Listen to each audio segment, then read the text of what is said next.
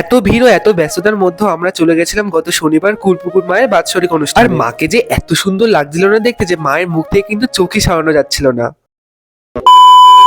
বরাবরই কিন্তু মায়ের বাৎসরিক অনুষ্ঠানে প্রচুর ভিড় হয়, প্রতিবার কিন্তু এই ভিড়ের ভয়তেই আমরা যেতে পারি। এই বছর যেহেতু আমার এইচএস শেষ হয়েছে, সেই কারণে ভাবলাম ভিড় থাকা সত্ত্বেও আজকে মাকে দর্শন করব। বাজার থেকে কিন্তু আমরা ফল, সন্দেশ, মিষ্টি সবই কিনে নিয়েছিলাম। তবে কুলপুকুরে এসে কিন্তু মায়ের জন্য 108টা জবা ফুলের মালা কিনেছিলাম। পুরো রাস্তাটাকে না এত সুন্দর লাইটিং দিয়ে সাজানো হয়েছিল। মা ধূপকাঠি, মোমবাতি কিনে নিয়ে বলে সেখান থেকে কিনে নিল। আমাদের বাড়ি থেকে কুলপুকুরে আসতে টোটোতে কিন্তু মাত্র 20 মিনিট সময়। আর মায়ের বাৎসরিক অনুষ্ঠানে এতটা ভিড় ছিল যে মন্দিরে কিন্তু পা রাখারই জায়গা হচ্ছিল। যাই হোক, একটা দোকানে জুতো রেখে কিন্তু আমরা মন্দিরে প্রবেশ করলাম। আর এত সুন্দর করে যে মন্দিরটাকে সাজানো হয়েছিল, আর মায়ের জন্য যে সন্দেশ মিষ্টি কেনা হয়েছিল সেটাকে কিন্তু মন্দিরের পিছনে কাউন্টারে জমা করে রাখতে হবে। সেই কারণে মা, জেম্মা আর আমি মিলে জমা করে আসি। আর আমাদেরকে কিন্তু একটা কুপনও দিয়েছিল। আর তোমরাই দেখো কি পরিমাণে ভিড় হয়েছিল কুলপুকুরে। মা কিন্তু মন্দিরে চলে এসেছিল প্রায় বিকাল 4:30 নাগাদ। এখন যা ভিড় আছে তার ডবল ভিড় হয়েছিল কিন্তু মাকে আনার সময়। আর মায়ের গলায় যে তোমরা গয়নাগুলো দেখতে পাচ্ছ সেগুলো কিন্তু ছিল সবই সোনা। আমাদের সবার কুলপুকুরের মা কিন্তু খুবই জাগ্রত।